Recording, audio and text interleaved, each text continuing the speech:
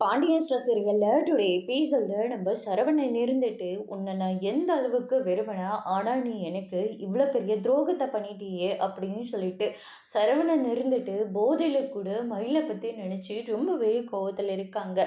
பாண்டியன் இருந்துட்டு சரவணனை எட்டி பார்க்குறாங்க. பார்த்தா சரவணன் இருந்துட்டு மயிலோட பேரை சொல்லி புலம்பிட்டு இருக்காங்க. இனிமே என் வாழ்க்கையில் உன்னை நான் பார்த்துடவே கூடாது, உனக்கு எனக்கு இருக்கிற பந்தம் இதோட முடிஞ்சு போகணும் அப்படின்னு சொல்லிட்டு சரவணன் சொல்லிக்கிட்டு இருக்காங்க.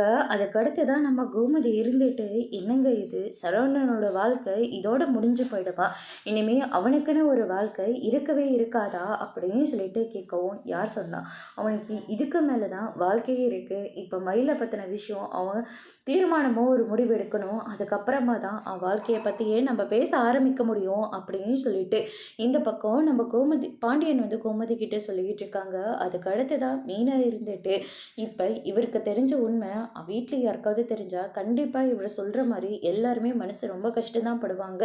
ஆனால் நம்ம மயிலக்காவும் ரொம்ப பாவம் தானே, ஏதோ குடும்ப கஷ்டத்துக்காக போய் சொல்லிட்டாங்க. ஆனால் அவங்க சொன்னது மிகப்பெரிய போய் தான், நான் இல்லைன்னு சொல்லலை. அதுக்காக மயிலக்காவை பழி வாங்குறது சரியில்லை அப்படின்னு சொல்லிட்டு மீனாவும் ஒரு பக்கம் நினச்சிட்டு இருக்காங்க. அதுக்கடுத்து தான் மயில் இருந்துட்டு சொன்ன மாதிரியே அவர் டிவோர்ஸ் மட்டும் பண்ணிட்டா கண்டிப்பாக நான் செத்தே போயிடுவோமா அப்படின்னு சொல்லிட்டு பாக்கியத்துக்கிட்ட சொல்லிக்கிட்டு இருக்காங்க. பாக்கியம் இருந்துட்டு, நீ எதை பற்றியும் கவலைப்படாத, அவர் உனக்கு டிவோர்ஸ் கொடுத்தா கொடுக்கட்டும், அது இல்லாமல் நான் ஆக்குறேன் அப்படின்னு சொல்லிட்டு பாக்கியம் சொல்லிக்கிட்டு இருக்காங்க. அதோட பிரம முடிச்சிருக்காங்க.